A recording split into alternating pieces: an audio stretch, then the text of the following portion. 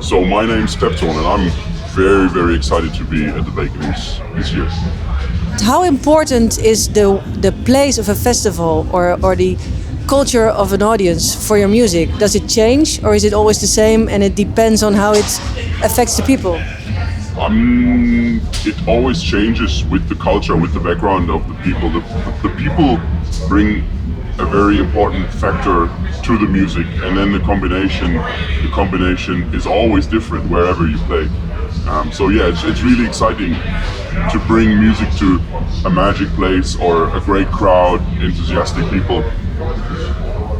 This is usually a forest. Does that help? Oh yeah, it helps. Yeah. I love forests. I'm all for being into the wild. Music-wise, what inspires you to make music? Well, all the sound that we hear inspires me to make music. Everything around us is already so melodic without even turning on the radio. It's an amazing sonic world out there, and that inspires me to make my own little sonic piece of it. Compose music, bring music to the people. Your debut album, it came out last year. Did it influence your live sets?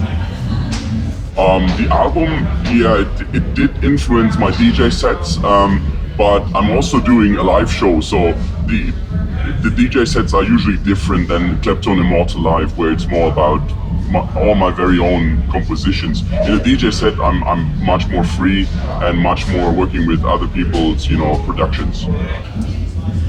You're also doing some remixes, so that's also something completely different, because then you have to take someone else's work and bring a little of your own magic.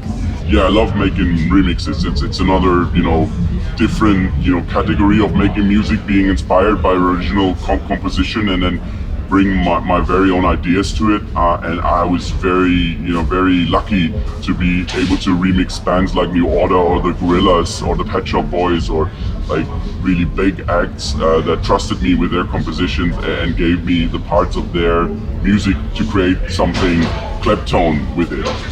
Yeah, I love making remixes. You say something Claptone in it. How would you describe something Claptone? Oh, something Claptone is I'd say something organic, something that the sound is basically a means to find my human side. So it sounds pretty organic, it sounds pretty funky, it comes from the heart, and it's a little bit emotive, so that's Claptone. Claptone on the stage is a masked man or creature that we surrounded by mystery. Clapton in the studio, to get into this Claptone zone, do you need the mask, even if you're all by yourself? Oh yeah, I always wear masks, so yeah, there is no Claptone without a mask. You mentioned a few names that you were remixing, like New Order and Gorillaz. Have any of these bands influenced you in your musical discovery? All of these bands have influenced me, and millions of other musicians have influenced me. I mean, I listen to so much music, all different styles, because music is life to me. It inspires me. Whatever I listen to inspires me. And if I don't like it, I just turn it off. There's so much great music out there, so yeah, they inspire me. What is your earliest memory of really being touched by music? Well, I think the earliest memories is the birds singing, the birds singing and watching them from my little window in my children's room singing, and hearing the beautiful voice of the birds. That's my earliest memory, together with the wind coming through the window cracks, the hissing of the wind. Yeah. So the sound of nature. The sound of nature, yeah. That's why a forest maybe not so bad for me. In your universe, where you're constantly inspired by all the sounds that modern life brings to us, is there any room for just the sound of silence? Do you sometimes search for silence just to get some rest? Yes and no. I mean, the sound of silence, as you put very well, is basically the sound of nature.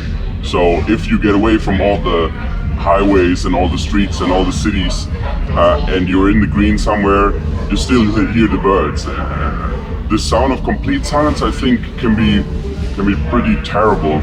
I'm not after that, but sometimes I'm after the sound of nature. Yeah. Because if there's only silence, there can't be life. Yeah, maybe like that, but it feels dead. Yeah, it feels dead to just think about just silence. It feels like death, and I'm not dead yet. So can we say that as long as there's life, there's music, and as long as there's music, there's a lot going on for Claptone? Well, I think as long as there's any form of life, there will be music. Even if people are not around anymore, there will be music. Music will be after mankind destroyed itself. So, and yeah, and as long as there's music, there's Claptone.